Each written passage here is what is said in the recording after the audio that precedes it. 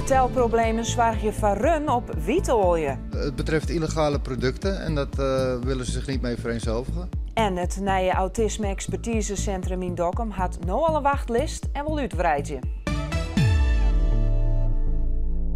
Goeien, dit is Kijk op Friesland.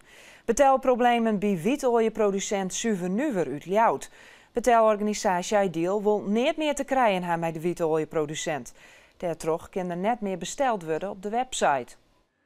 Ze hebben me er ook mee. Meer dan 1000 bestellingen binnen zo'n juster nog binnenkam. Suver Nuwer ja klanten via Facebook oproepen om gauw een bestelling te doen. Mensen die nog wat bestellen willen, die binnen tussen te let. Het betelsysteem lijkt plat. De reden volgens de betalingspartner is heel simpel. Het betreft illegale producten en dat willen ze zich niet mee vereenzelvigen. Justitie heeft de handel van Bijntema het Auronier onderzocht, maar is dan net strafvervolging oergongen. Suver Nuwer wil een vergunning krijgen om legaal de wietoliemarkt te kennen. Die er net komt, kan de stichting net meer trok in bij de verkeer van de olie en ze is een particuliere freakie om het goed bij de klanten thuis te brengen. We zullen gewoon door blijven gaan met het verstrekken van informatie en we zullen ook mensen door gaan verwijzen naar andere leveranciers, mocht dat ter sprake komen. Maar ja, dat is dan nog wel heel iets illegaal. Helaas wel.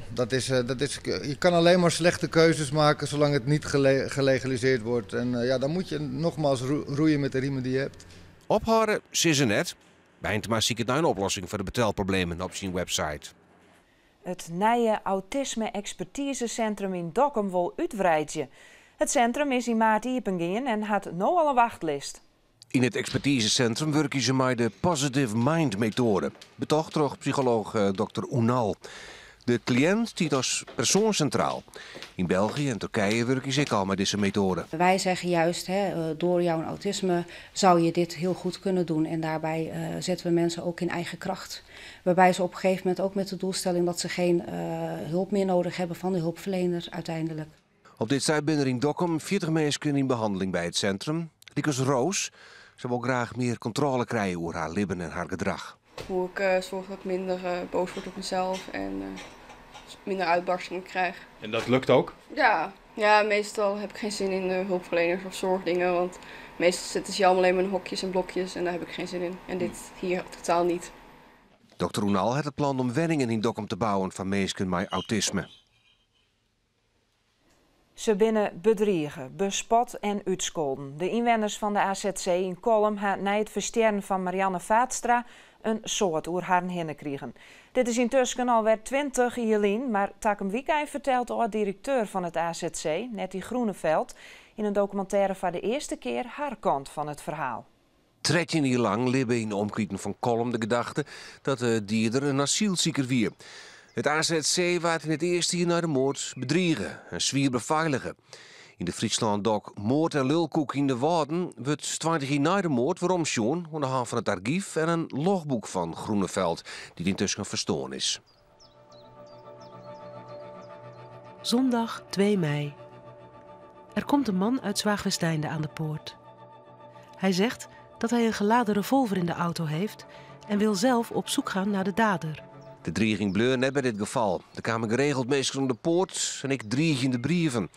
En op zo'n oktober 1989 kwamen zo'n 1000 columns bijeen voor een grote protestdemonstratie in de komst van een nijcentrum. Wij weten wat een AZC met zich meebrengt. Mevrouw Veenstra die daar echt ook letterlijk zei van het zijn criminelen en met de vraag naar moordenaars. En daar staat meneer Vaatstra wel naast. Ik vind dat wel bedreigend. De documentaire is het komend weekend te zien op Omroep Friesland. En dan gaan we naar Piet Paulusma voor het waar.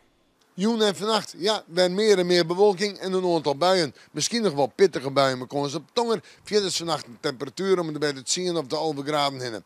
De wind komt uit zuid-zuidwest en die is zwak of matig. Morgen in de maand is misschien nog een buien, via de droeg, zinnen en de temperatuur zijn 16 of 17 graden. De zuidelijke wind is matig en vrij krachtig. En dit weer Kijk op Friesland, nog een noffelijke joen.